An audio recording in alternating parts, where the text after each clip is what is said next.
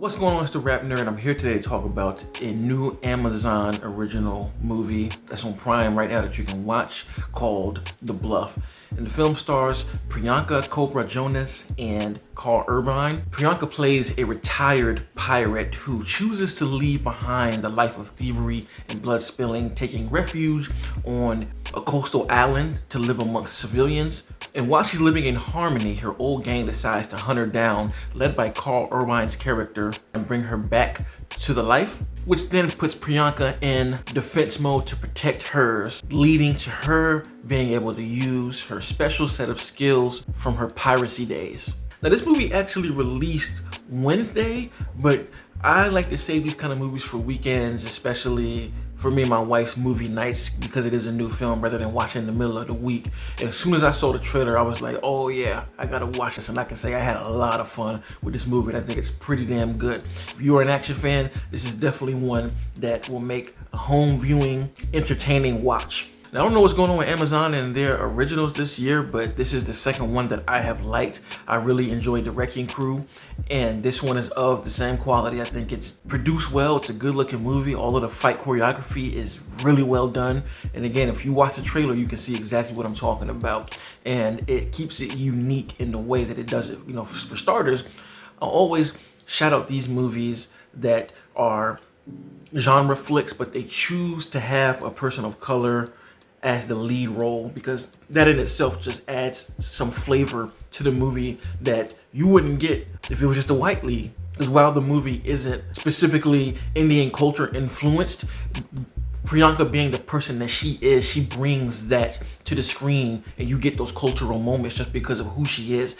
in the movie, like certain tattoos that she has on her or brands, her dialect. There are things in the background that you can see that her character has collected, and all of those things to me play a part in exposing the world to this culture, and that's what the world is about, in my honest opinion. So that just added a nice flavor to her character overall. But besides that, I think it's also dope to see a woman be a pirate, because we all know with the way history is depicted, especially in movies, a lot of women don't get that right to be a pirate. So for her to be in that position to present that idea, yet again, it adds a different flavor, because she is a mother who you see attempt to be nurturing to her child, but also there's a different type of fierceness when you mess with a mama's kid. You know how they say don't mess with mama bear? Oh, you 100% get that here. As far as the choreography goes, there are some really interesting things that are done here when it comes to how her action is handled. I'm glad that we have gotten away from like the John Wick style of fighting where it's all kept in camera and we want to make it as realistic as possible. This goes out on the limb when it comes to fantasy, from her being able to jump from a tree and put like a net over somebody's face and snapping a neck, or her using landmines as bowling balls. You get different types of action in a range of different ways. You get hand-to-hand combat. One of my favorite sequences is when these pirates try to go to her house and she's fighting two guys off. It's like a Jackie Chan movie in a sense, where everything within her reach is being able to be used on attack mode. You have sequences where she's just literally sniping dudes out with a different gun. She has like a row of guns that she sets up that it's almost like the fair, how the water guns you shoot at the thing and you know it has different people next to each other.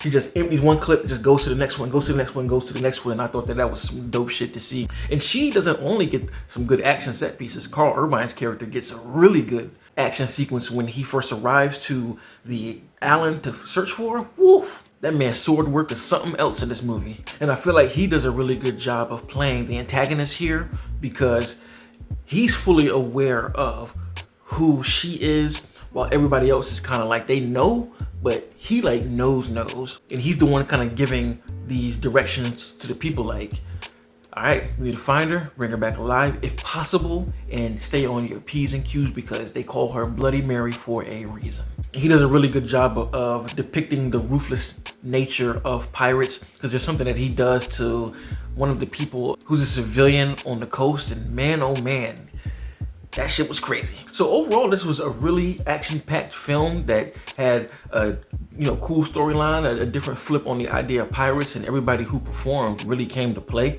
I don't think anybody phoned it in, and you can feel the emotion where it's supposed to be felt and the ruthless nature of it. And it's super violent and bloody as well, and I love me a good action flick like that. Like these type of films that are led by martial arts and weaponry are my favorite type of action flick, so this is one that I will definitely be returning to again because I can see myself watching it. It's that good in my opinion. And if it sounds like something that's up your alley, definitely give it a watch. It's on Prime right now. So if you've seen the movie, let me know in the comments, what did you think about the film? What was your favorite sequence?